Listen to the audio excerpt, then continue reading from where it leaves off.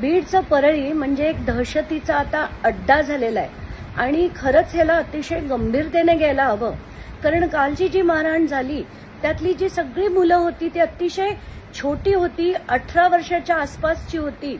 आणि या सगळ्या मुलांची ती मारहाण बघून आणि त्यात एक आणि जो व्हिडिओ आला होता त्याच्यात त्या ज्याला मारलं त्याला ज्या पद्धतीने त्यांनी पाया पडायला लावलं होतं, तर असं वाटतंय की बहुतेक एक रिव्हेंज केस होती आणि कुठेतरी हे सगळं आता भलत्या दिशेने जात आहे. आणि जसं आपण ऑपरेशन सिंदूर तिथे सीमेवर केलं होतं तसंच आता इथेही महाराष्ट्रात बीडमध्ये करण्याची गरज आहे असं मला वाटतं. बीडचं परळी म्हणजे एक दहशतीचा आता अड्डा झालेला आहे आणि खरंच ह्याला अतिशय गंभीरतेने घ्यायला हवं.